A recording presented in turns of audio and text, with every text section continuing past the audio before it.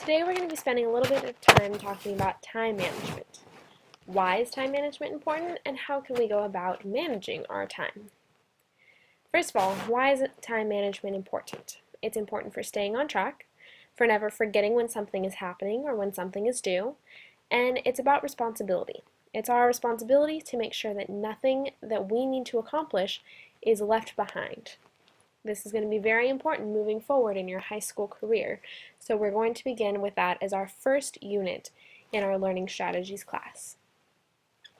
Let's just take a moment and lay out some of the things we have going on in our lives. I've come up with a list of things that happen in my life and some things that might be going on in your life. In my life, I have work, teaching all of you, grading, lesson planning. I'm going to night school to get my teaching credential. I have my family, and my health and fitness is important, along with many other things. For you, you do have school. You might have homework some nights. You might have sports practices or games some days. You have friends, you have family, some of you might have a job, and I'm sure there's many other things that you have going on in your own life that you deem as worthy of your time. We're all busy, so how do we get it all done? Well, we have schedules and to-do lists. First, we prioritize what is on our list. We have to figure out what is most important and what might we be able to save for later. We block out periods of time that are busy for us. So going to school.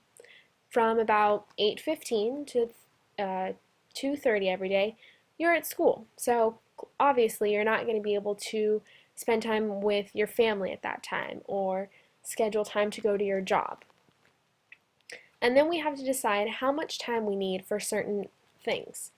Like for homework, you might only need 20 minutes to finish some of your history homework, whereas you might need an hour to read a chapter for your English class. We also need to decide on how much time we're going to devote to sleep. Now, I know some of us would like to just put on 4 or 5 hours, but do we really feel happy in the morning? Probably not. So we should try and block out time for sleeping. Ideally, you want to be getting about 8 hours of sleep. We also want to block out time for family. We don't want to forget that they are just as important as some of the other things that we have going on. And then you also want to block out time for your own personal free time and hobbies. Some of these things might not be happening every day, but it is important to do the things that make you feel happy. So first we have a monthly schedule. Monthly schedules are great because they remind us of big important things that are happening. You might have on the weekend a family get-together. So you might not be able to get to some homework that you have that day. That's okay. So long as we know this ahead of time, we can properly account for what we need to do prior to that and after that. We also have weekly schedules. So you have your Sunday, Monday, Tuesday, Wednesday, Thursday, Friday, Saturday things that are going on. Not all of these days are the same. You might have practice after school on Tuesday, but not on Wednesday. So if you have a big project due on Friday, you might want to account for time to do it on Monday or Wednesday because you have practice taking up some of your extra time in the afternoon on Tuesdays. And then we have to-do lists.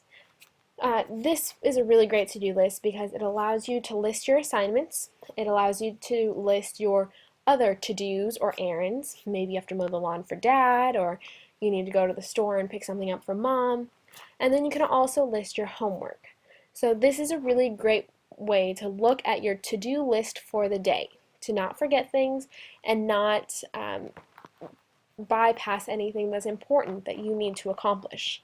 Something I love about to-do lists is that I'm able to cross those things off as soon as I'm done accomplishing them. And that's really a great thing.